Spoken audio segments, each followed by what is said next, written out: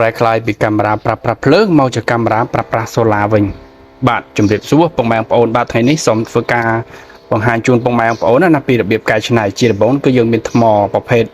11.1 វ៉ុលបាទ 11.1 វ៉ុលហ្នឹងយើងប្រើប្រាស់ជាមួយនឹងផ្ទាំងសូឡា20 វ៉ាត់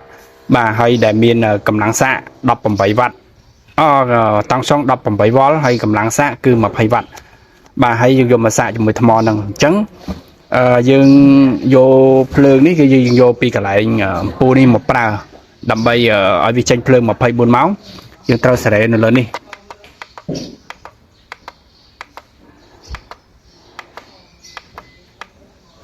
បាទនេះគឺ24 ម៉ោងភ្លើងនឹងចេញរហូតអញ្ចឹងបើសិនតែវាអត់បាន24 ម៉ោងទេកន្លែងហ្នឹងគឺវាប្រកាសជាភ្លឺតែពេលយប់ទេកាមេរ៉ាហ្នឹងធ្វើការតែពេលយប់ទេអញ្ចឹងយើងអត់ធ្វើយ៉ាងទេគឺយើងឲ្យវាចេញ24 ម៉ោង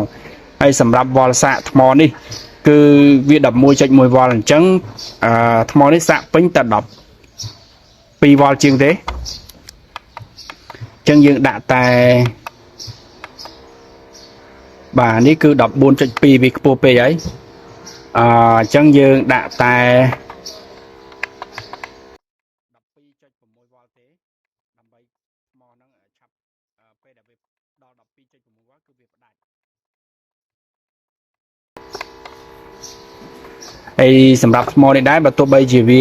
សាកយ៉ាងម៉េចក៏វាអត់អីដែរដោយសារវាមាន BMS ក្នុងនេះផ្ដាច់អញ្ចឹងពុកម៉ែបងប្អូនវាផ្ដាច់នៅពេលដែលវាសាកពេញអញ្ចឹងទោះបីអានេះខ្ពស់ក៏វាអត់អីដែរសាកពេញវាផ្ដាច់ហើយអញ្ចឹងនេះគឺយើងតេស្តសាកល្បងមើលថាតើថ្មចំនួន6គ្រាប់នេះយើងអាចប្រើប្រាស់វាបានមួយយប់ទល់ភ្លឺអត់បើសិនជា